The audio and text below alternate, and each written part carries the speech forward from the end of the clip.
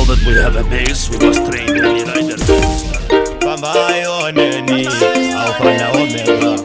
Tangane kupedzisira pambayo neni. Pashokore nyumwari handidi kunzigwara. Ndokumbira kuti mundivhurire mzara.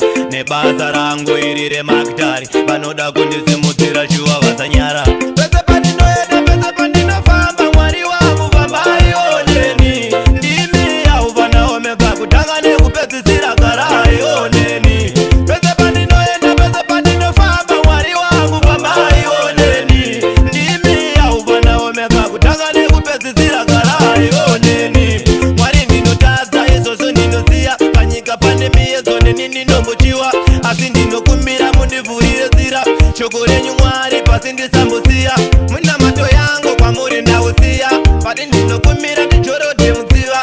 Muzita raBaba nereMwanakomana neremweya mutsvene, ameni. Mwari pandinoenda, pese pandinofamba, mwari wangu pambayo neni.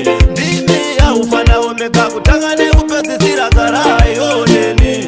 Pese pandinoenda, pese pandinofamba, mwari wangu pambayo neni.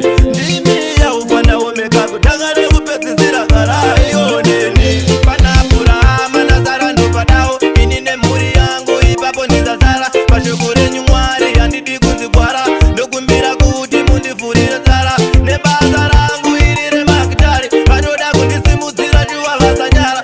Vavengi vangu kana vechindirwisa, vandipa osi mari yarazamisoni. Pese pandinoenda, pese pandinofamba, mwari wangu pambayo neni. Ndimi aufana omega, kutanga nekupedzisira karayo neni.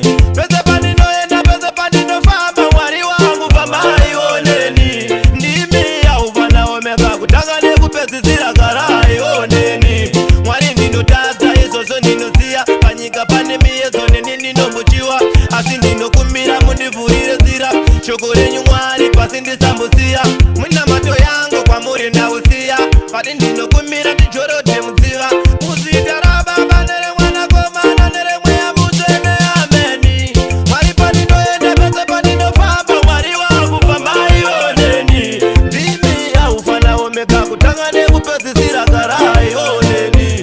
Pese pandinoenda, pese pandinofamba, mwari wangu pambayo neni. Ndimi aufana omega, kutanga nekupedzisira karayo neni. Pana Abhurahama naSara ndopadawo, ini nemhuri yangu ipapo ndizazara. Pashoko renyu Mwari handidi kunzigwara, ndokumbira kuti mundivhurire nzara. Nebasa rangu iri remakitari, vanoda kundisimudzira shuwa vasanyara. Vavengi vangu kana vechindirwisa, vandipa osi mari yarazamisoni.